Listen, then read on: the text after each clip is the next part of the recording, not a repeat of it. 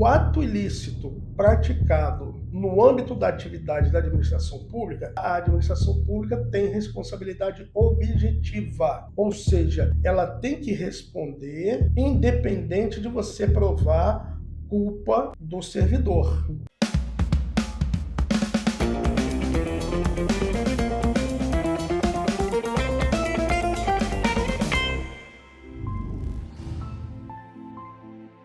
Oi pessoal, tudo bem? Prazer em ver vocês aqui no meu canal, hein? Muito prazer em receber vocês aqui. Para quem não me conhece, meu nome é Antônio Valença, eu sou advogado, eu sou servidor aposentado do Ministério da Justiça e atuo na advocacia já há alguns anos, mais na área do direito penal, tá? Do direito penal econômico, crimes financeiros, lavagem de dinheiro e na parte do direito administrativo, o direito administrativo sancionador, o processo administrativo disciplinar e outros processos sancionadores de instituições financeiras ou, enfim, onde envolve uma relação do particular com a administração e uma sanção a ser aplicada. Sempre na defesa técnica. Olha só, estou fazendo esse vídeo, né, porque a gente foi pedido lá, os nossos colegas aí, servidores públicos, aliás, muito bacana a presença de servidores municipais, estaduais e federais no perfil do Instagram. E hoje eu estou começando esse vídeo, vou usar o meu canal para a gente estar tratando dos temas que são de interesse, tá, dos servidores públicos, porque no Instagram, aquele espaço de 1 minuto e 30, dá para a gente chamar o assunto, para a gente fazer uma reflexão, dar uma atenção, falar, vamos parar nesse assunto aqui, mas para a gente aprofundar, tem que ser um vídeo maior. Então os colegas pediram para fazer um vídeo maior e eu estou aqui. Ontem na live eu comentei se o pessoal prefere vários vídeos curtos ou um vídeo longo. Foi dito que era melhor um vídeo longo. Então é o seguinte, pessoal. Mas eu pensei aqui uma coisa. A gente entrar para falar de assédio moral é um assunto de uma tecnicidade jurídica. Tá? E eu vejo aqui dos colegas que vão chegando nas mensagens, nos pedidos, o pessoal que vem buscando contratar a gente aqui para atuar nas defesas, que existe um leque muito grande do entendimento jurídico dos colegas servidores, né? Alguns que atuam em algumas determinadas áreas que estão mais próximas dos operadores de direito, das situações de conflitos de norma, de conflitos de controvérsias jurídicas, já têm uma noção. Outros que estão em outras áreas e não passam por perto disso, têm uma outra visão. Então, por exemplo, o colega que é servidor, guarda municipal, policial militar, policial rodoviário, né, da Receita Municipal, da Receita Estadual, ele já tem uma série ele convive no dia a dia com situações, né, de natureza jurídica. O colega que está lá, servidor, que está na sala de aula, ou então que está no posto de saúde, ele está focado em outra, a dinâmica laboral dele não passa, né, pelas questões jurídicas. Então eu decidi o seguinte, pessoal, vou pedir um pouquinho de paciência, mas vamos fazer aqui uma conceituação, vamos nos posicionar. Outro dia eu estava vendo, eu gosto de ver aqui no Instagram, eu sou apaixonado por astronomia, aquela questão dos planetas, dos bilhões de anos-luz e essas dimensões astronômicas, né? Coloca a gente no nosso lugar, que é pequenininho, né? E aí, eu estava vendo que tem umas sondas dessas que vão para o espaço com a localização da Terra, né? Para se alguém encontrar lá não sei aonde, saber que no espaço sideral tem a galáxia tal, e ao lado da galáxia tal tem a galáxia tal, e na posição tem a Via Láctea, dentro da Via Láctea tem ali o nosso Sol, e no nosso Sol tem a Terra, e aí chega até a sua repartição pública. Eu achei bacana se situar, então vamos situar. Onde é que a gente está? Ah, surgiu um problema, um PAD, um assédio moral, beleza. Quem somos nós? Por que você está questionando o direito de um assédio moral? Por que existe um processo disciplinar? Porque nós moramos e vivemos aqui no planeta Terra, do sistema solar, da galáxia e tal, em um país que é um Estado democrático de direito. Foi sempre assim? Não foi. Na história da humanidade, as primeiras referências que a gente tem jurídicas, propriamente jurídicas, tá? São de mais ou menos 4.500 anos atrás, tá? Daquele pessoal sumério, os acádios, que tem registro de leis, de normas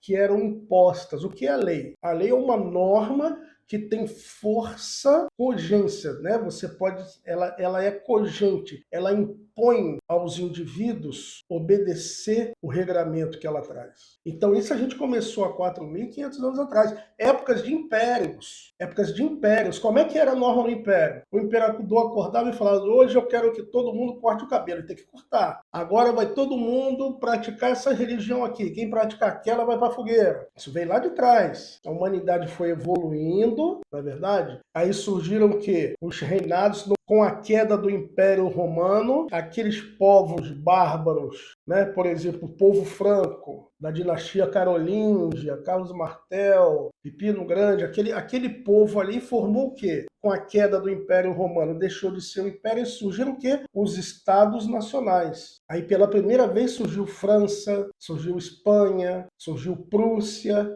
né? Com a queda do Império Romano do Ocidente. Com o advento dos estados nacionais, começou a haver uma mudança na estrutura jurídica da sociedade. Já não era mais aquele império, o Império Romano, o Império de Gengis Khan, né? O Estado Nacional ele começa a ter uma estrutura jurídica pela própria natureza do Estado. O Estado é uma ficção jurídica. Você não conta o Estado andando na rua, você conta o Estado andando na rua?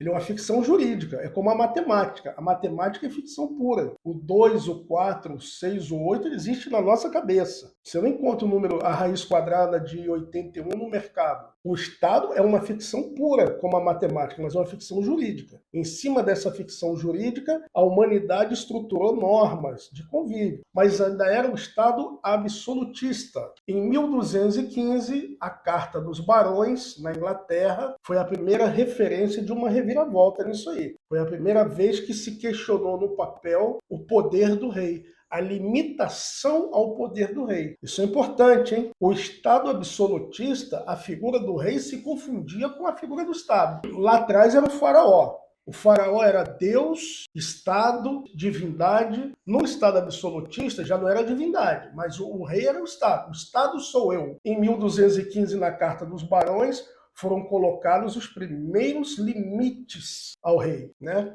Interessante que nessa carta de 1215, das questões que tem lá é justamente da jurisdição. Jurisdição é uma coisa séria, tá? O meu canal, quem já acompanha esse canal lá atrás, sabe, não tem espaço para debate político e ideológico, nem no meu perfil, nem no meu canal. Não existe isso, tá, gente? Tá cheio de lugar para se xingar aí, não vai ser aqui. Aqui a gente defende o direito. Quem olhar os meus vídeos anteriores aí, vai ver, eu não sou petista, não sou bolsonarista, eu sou jurista. Quando saiu prisão preventiva lá do Coronel Cid, eu falei, a prisão preventiva está errada, ela é extemporânea. Do mesmo jeito que lá na Lava Jato eu falei, a advocacia criminal foi muito atacada pela sociedade na época da Lava Jato por cobrar a rigidez processual, por pessoas que hoje cobram essa mesma rigidez, né? Só um parêntese, né? A gente ser técnico e imparcial, a gente apanha dos dois lados. É o preço. O preço de ser fiel ao direito é ser criticado pela esquerda e pela direita. Mas é um preço que vale a pena pagar, tá, pessoal? A jurisdição, lá em 1215, foi consagrado ali como uma garantia dos barões. Por que eu falo em 1215? Porque essa Magna Carta, ela é considerada a semente do constitucionalismo, que é o sistema jurídico que a gente vive hoje. A gente vive hoje o quê? Num Estado de direito constitucional. Por isso que você está aqui querendo saber do assédio moral. Por isso que você tem uma defesa num PAD. Começou lá em 1215. Sempre alguém tem que ser progressista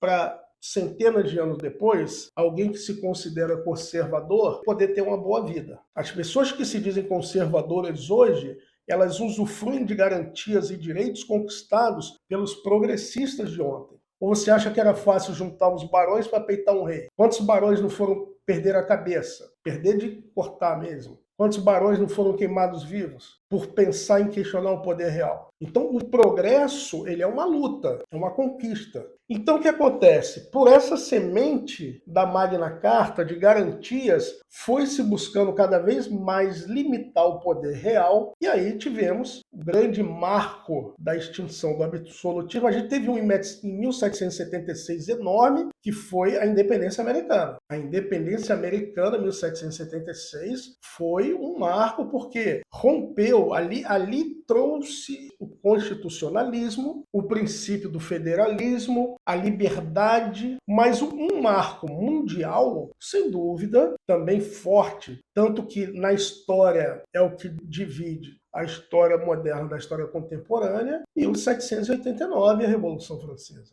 Ali a ruptura com o absolutismo foi a decapitação de Maria Antonieta e do rei lá Luís XV, né? 15 ou 16, e agora esqueci se é o 15 ou 16, acho que é o 15, né? A decapitação dele, a ruptura com a monarquia absolutista e a tripartição de poderes. Então a gente vê que a humanidade caminhou desde lá, das primeiras leis dos assírios, olho por olho, dente por dente, que muita gente acha que isso é bonito, né?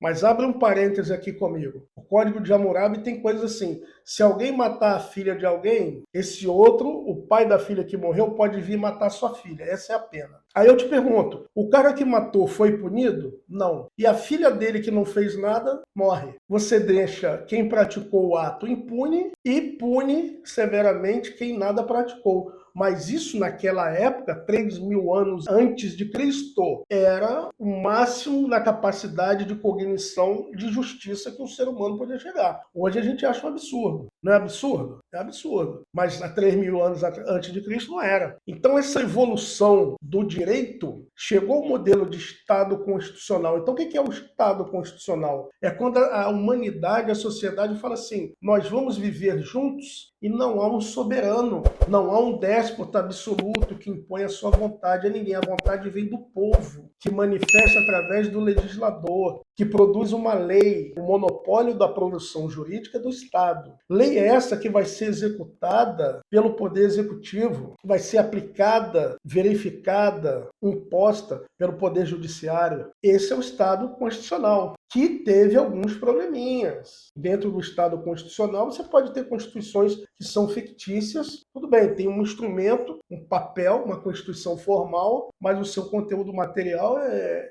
dos tempos do imperador da Mongólia. Formalmente existe um instrumento constitucional, mas na prática, concretização nenhuma de garantias. E aí surge o conceito do Estado democrático de direito. É um Estado constitucional totalmente fundamentado no direito e nas garantias e liberdades do indivíduo. Aí nós chegamos aqui na Constituição de 1988 da República Federativa do Brasil. Aí nós chegamos onde nós estamos hoje. Quando a gente pensa em processo disciplinar, quando a gente pensa em assédio moral no trabalho, a gente só pode construir esse raciocínio porque nós nascemos, vivemos, fomos criados em um Estado democrático de direito. Senão não ia nem passar pela nossa cabeça. Imagina, numa ditadura aí, seja de esquerda, de direita, um servidor que ir lá na justiça processar o chefe por assédio moral, bota ele no calabouço lá e dá choque nele aí, para deixar de ser otário, ficar esperto. Hã? A gente está vivendo isso aqui porque existe um Estado democrático de direito. E nesse Estado democrático de direito que a gente vive, na nossa Constituição, começa logo lá nos fundamentos da República Federativa do Brasil, o quê? Dignidade da pessoa humana. Dignidade da pessoa humana, fundamento dessa república aqui que a gente vive. Depois a gente vai no artigo 5º, ampla defesa, contraditório, lá em 55, contraditório. Então você tem que a nossa república é fundamentada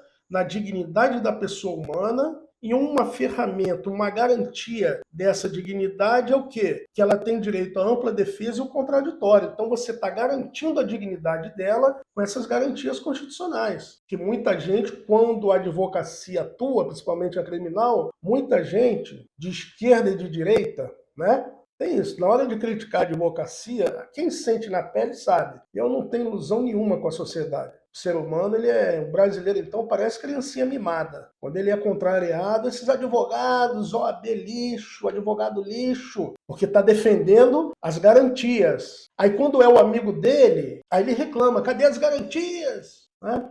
Essa é a sociedade brasileira, essa é a sociedade que a gente vive. Né? Então nós chegamos a uma evolução histórica na qual nós temos e vivemos lá no planeta Terra, na galáxia Via Láctea, tem um planeta, tem uma estrela, que tem um sistema solar, que tem um planeta Terra, que tem uma repartição onde você está lá dentro de um Estado democrático de direito, que a Constituição, que é um instrumento de limitação ao poder do Estado, uma carta constitucional é um instrumento de limitação do poder do Estado. O direito constitucional é o direito que limita o poder, trata do poder. O Estado democrático de direito, constitucional, democrático de direito, é um Estado em que não existe absolutismo nem déspotas.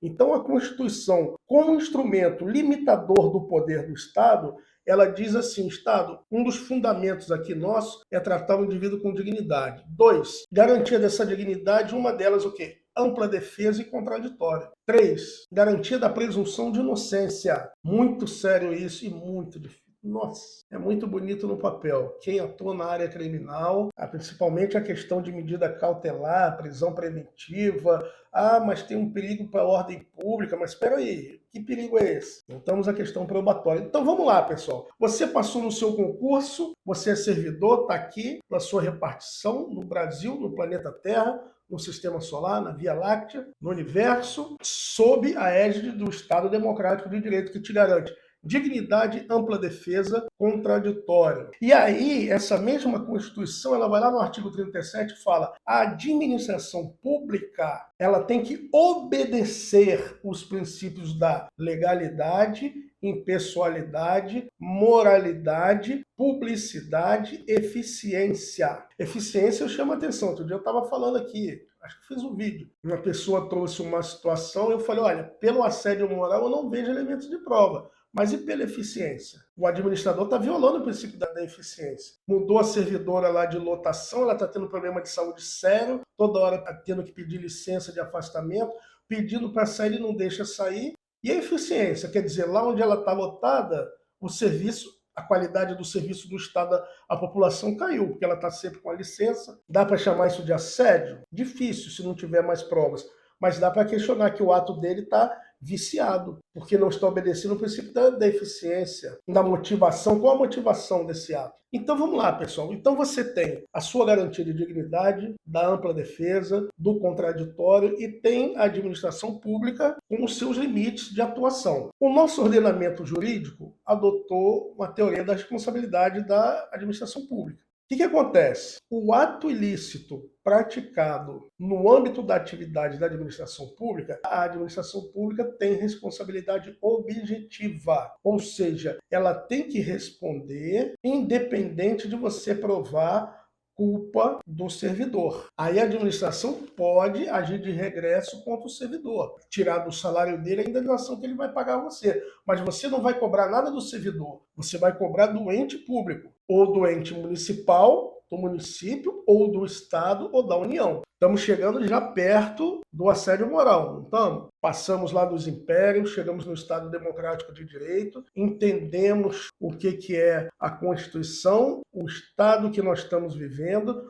Agora vamos lá. Ato ilícito. Quando a gente fala do assédio moral, agora já vamos entrar na questão do direito. A gente já sabe onde nós estamos, né? Nós sabemos onde nós estamos em termos de proteção jurídica, de sistema jurídico, de ordenamento jurídico. Vamos para o caso do assédio. O assédio, eu já falei, o assédio moral no trabalho ele é uma espécie do gênero dano moral. O que é o dano moral? Vamos lá ver aqui o que diz o Código Civil no artigo 186. Aquele que por ação ou omissão voluntária, negligência ou imprudência, violar direito e causar dano a outrem, ainda que exclusivamente moral, comete ato ilícito. Então, o que é o ato ilícito? É o ato, ação ou omissão voluntária, negligência, imprudência, que viola e causa dano a outrem, mesmo que esse dano seja moral, exclusivamente. Então, o ato que causa um dano é um ato ilícito. Tá? E olha aqui o artigo 187 do Código Civil. Esse é muito importante, que é o do abuso de direito. Olha o que ele diz. Também comete ato ilícito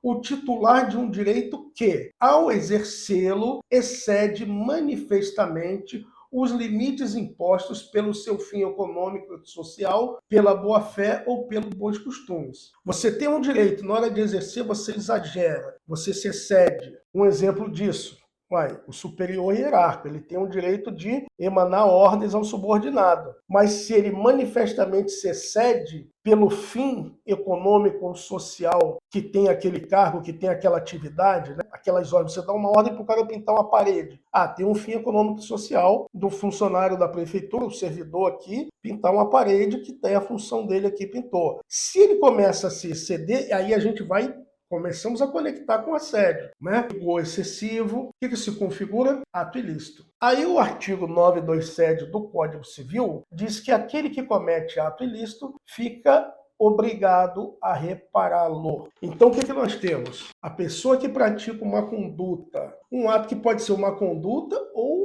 uma ação ou uma omissão, ou aquele que exercendo um direito se excede e causam danos a outrem, cometem um ato ilícito. E a lei diz que quem comete o ato ilícito tem que reparar, tem que indenizar. Chegamos nesse ponto. Entendemos, então, de onde que surgiu o seu direito de indenizar.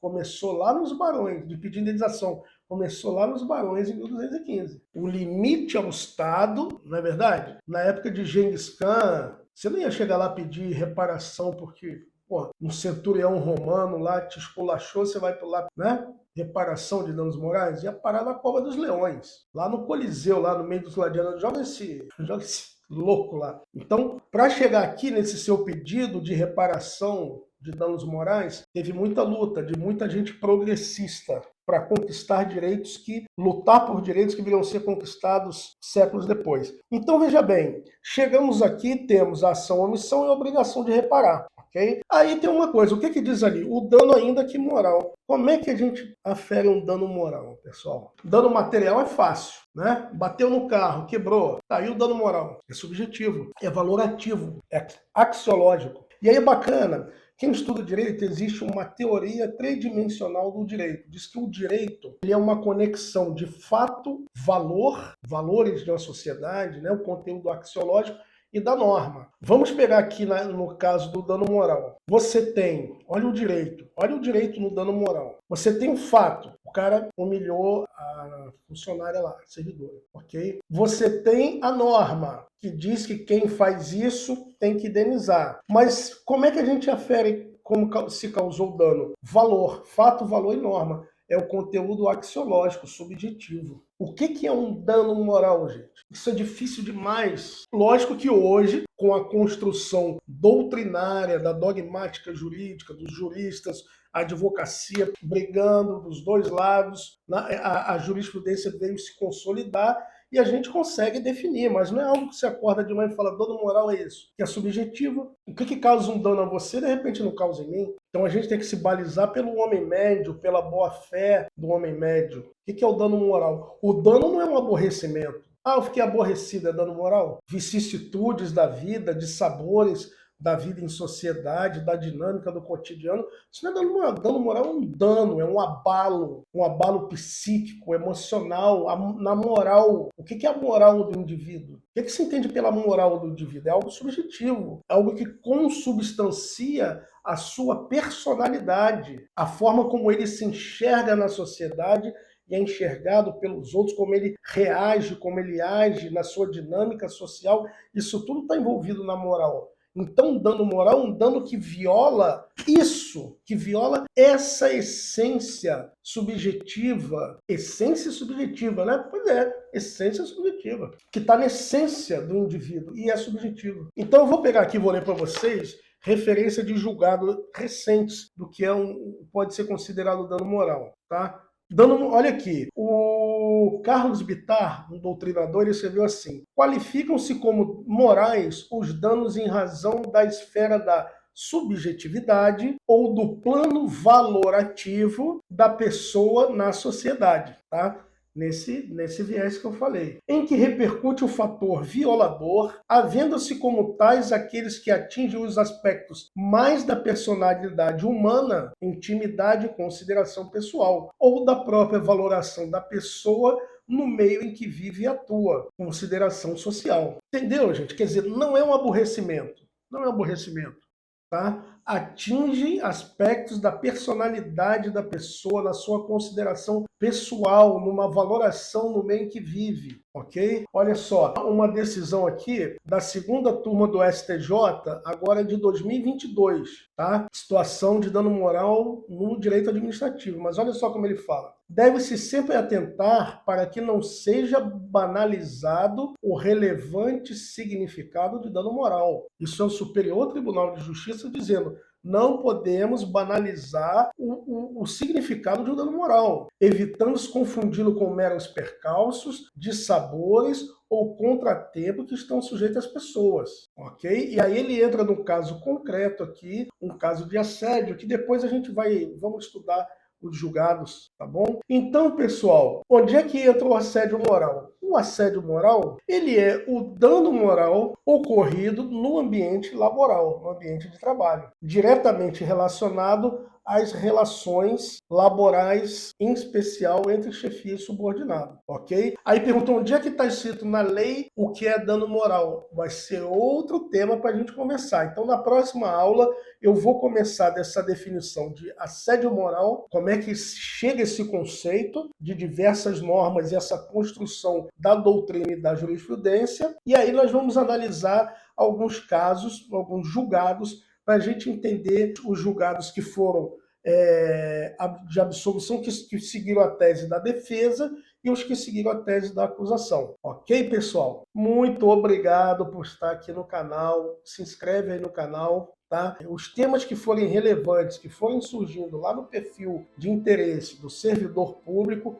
eu vou fazer vídeos aqui, tá? Esse vídeo é longo, foi me pedido um vídeo mais longo, tá, pessoal? E eu realmente decidi, eu pensei, cheguei à conclusão que não valia a pena a gente ficar falando de assédio moral aqui sem antes ter esse conhecimento do direito administrativo, da teoria geral do Estado, da garantia constitucional, para que todos vocês possam entender, quando tiver numa situação do dia a dia, a complexidade e a profundidade desses institutos jurídicos, que vai te ajudar a discernir na situação o que está acontecendo ou não, tá bom? Obrigado por tudo, a gente se vê aí. Até logo.